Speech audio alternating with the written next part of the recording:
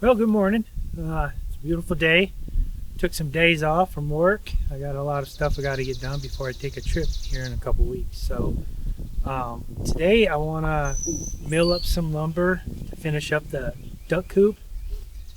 I've got to mill up some, just one by stock, whatever the wood tells me, 1 inch to 1.5 inch. For my lateral pieces, purlins, I guess, if you will, so I put my metal roof on. So got to do that. So got that. I actually have a whole list of stuff to do. So we'll just take this kind of one task at a time, and we're going to start with milling up some lumber.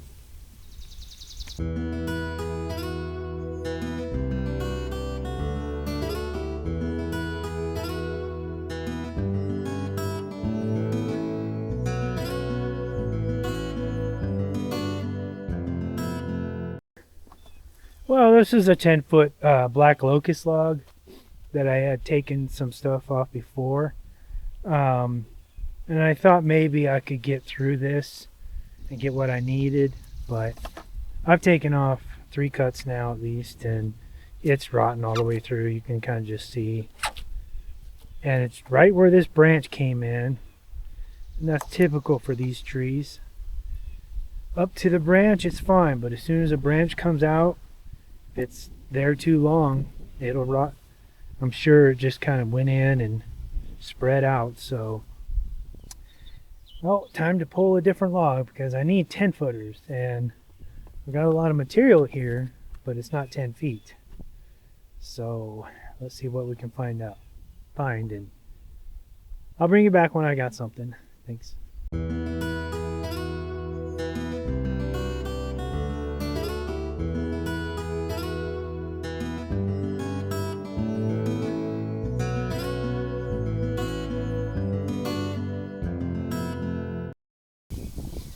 Okay, I got some 5/4 boards out of that. They're not the prettiest. They got a little bit of a bow, but I don't know, just add some character to the duck coop.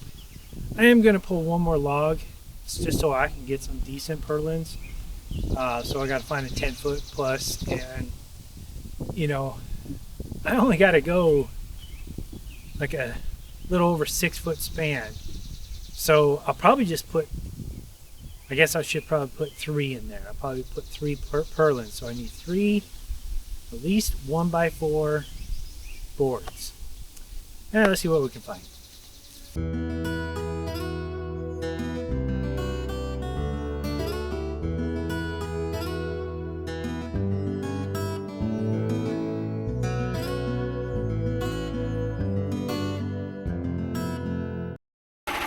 Okay, so this is about a 12-foot long piece of, or a hackberry log.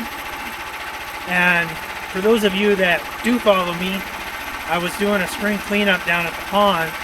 This hackberry was dead, so I took it down. It's plenty big for the material I need, but it's been dead for quite some time, so I'm hoping it's pretty dry and ready to be used. Got a little crook in there, but I still think I can get plenty of all the lumber I need and then some. So yeah, I've cut hackberry before. Cuts pretty good. I always just use water for lube, unless it's like basswood. I cut that dry. For whatever reason, it just cuts better that way. But okay, so let's get this going here.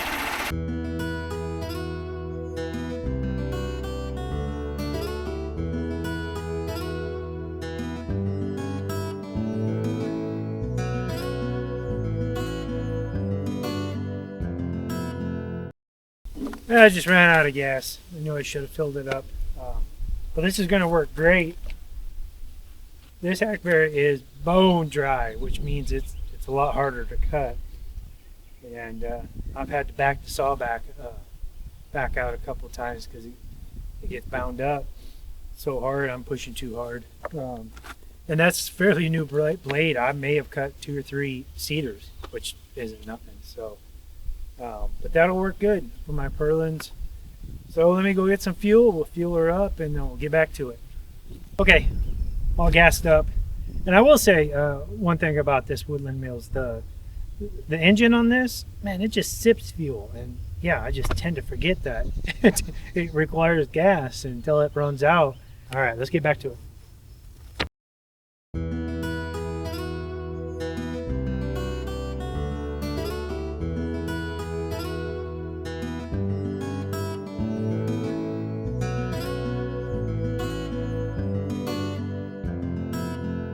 All right, pretty good yield on that log, considering it had kind of that bow. So my goal was to get at least one 6x6 from my container project over there, and I was able to get that. It's actually about 6 1/4 by 6 1/4. So I'll just trim it to fit later when I go to need it. Then I also got two 3/4 inch boards that maybe, I don't know, I'll do something with. They're not perfect 1x7s. Got some wane to them and stuff, some live edge. Then I got 3 solid 1 1/4 by 3 inches for my purlins. That's perfect. Then I got a couple live edge pieces that, you know, might have 3 inch or 3 feet here, 4 feet there, and I'll use them for maybe garden stakes or something like that. So nothing goes to waste, except maybe some bark, and the rest goes into my firewood corral that I kind of put all my cutoffs there, which is getting full. So I've got a lot of firewood I got to get to as well, but that's down the road project.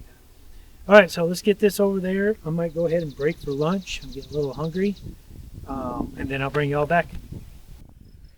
Okay, there's my lumber for my purlins, and kind of just got lucky. A neighbor stopped by a while back, and he was offering up some metal roofing and stuff, which I definitely need today. I just didn't need it at the time. I wasn't foreseeing adding on to the duck or chicken coop, but I did. So I went back and just visited with him for a little while, and unfortunately he said he got rid of all of it. I guess the stuff that came off his shop, probably due to hail damage or whatever. But he said he had his roof replaced again. He might have some scrap laying around. And, you know, as you can see, I don't need a whole lot. So there it is. Plenty. There might be enough left over to do a couple more garden boxes. So good guy. Shout out to Dan. Thanks, man. Definitely keep me in mind if you ever need a hand with anything. So let's get these purlins installed. Now I'm gonna do something a little different here. I'm gonna inset them instead of nailing or screwing them on top of the rafters. I'm gonna hog out the material and inset them so I can go right under that existing roof with the new roofing metal. The profile is a little bit different, but actually pretty dang close. We'll see how it lines up. This feels a little thinner, so maybe that's the only difference. So I'll get you set up and we'll get to work.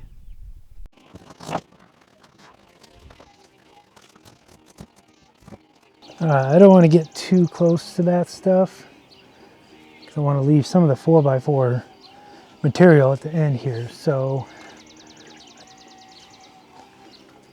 I think we'll call that good right there.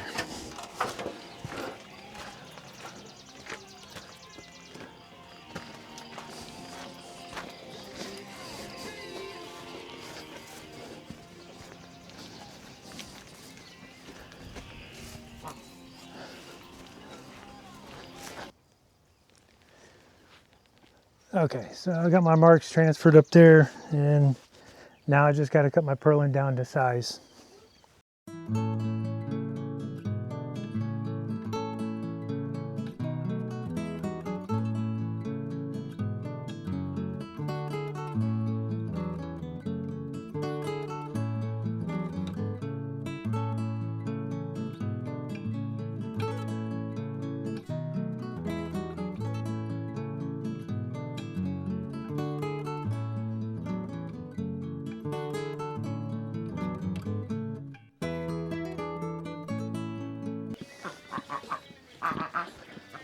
ducks keep trying to go into their coop, and usually they avoid me when I'm working over there.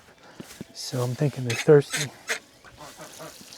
I used to have a little kiddie pool that I'd fill up, but those don't really last that long. Over a couple years, dry rotted, cracked.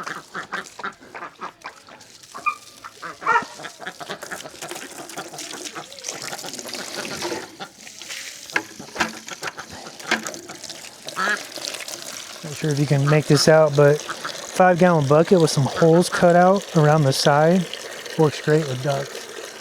Because I guess just due to their nature, they like to sit in that water. So a big bin or holding tank or whatever, they just get it nasty.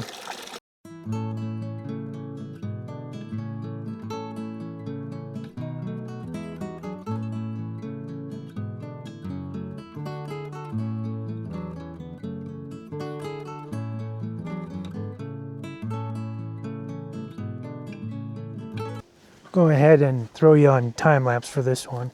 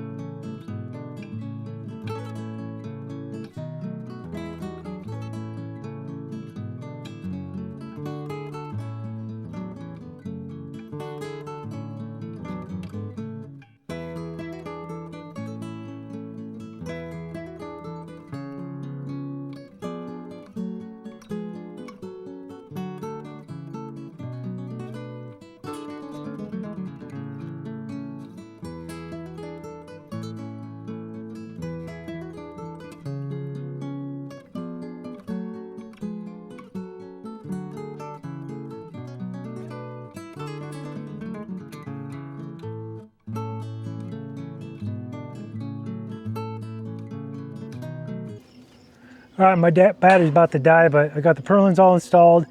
Now I'm just setting the roofing up there, and I'm gonna mark it. I may end up putting a fascia board out here.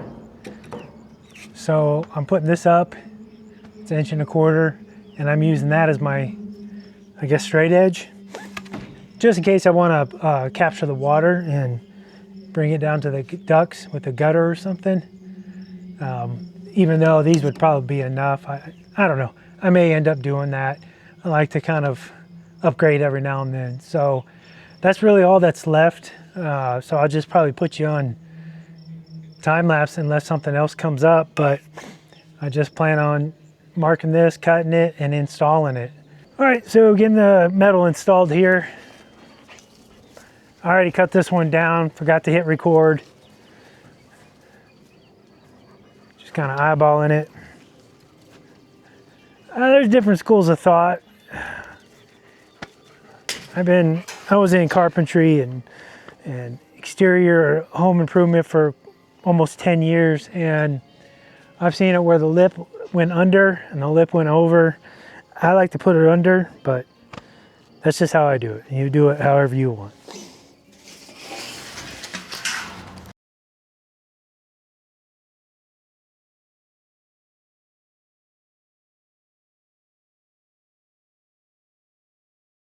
So I'll bring it right back. I gotta go get some metal roofing screws or nails, depending on what I have in the shop. My Belgian Malinois, she is so weird. Like, if he's in his kennel, she can walk around his kennel just fine. But if she's in her kennel and he walks around hers, she gets all mad and growls and barks at him. I don't know what her deal is.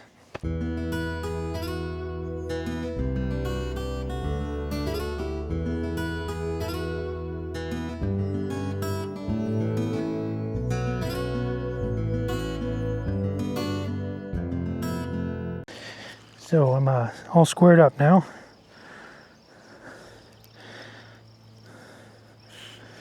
I'm using these galvanized metal roofing nails that have a little washer for everything above the, I guess, the fascia board. And then I got some rubber washer screws for the end. I figured the wind would be the worst on the end.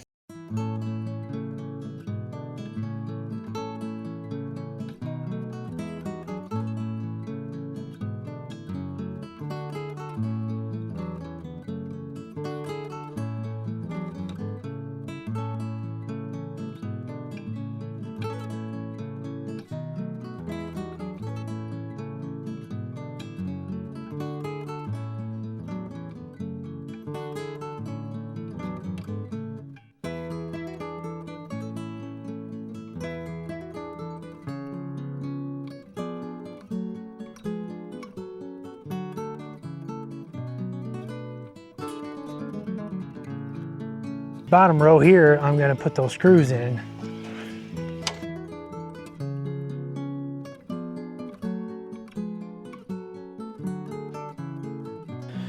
Here are the screws I was telling you about.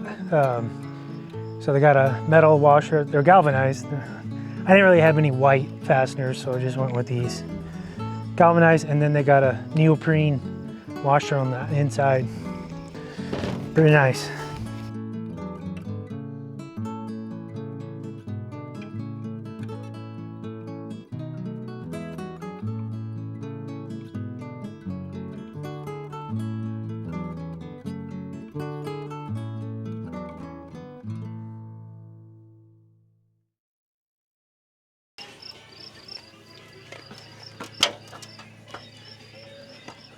All right,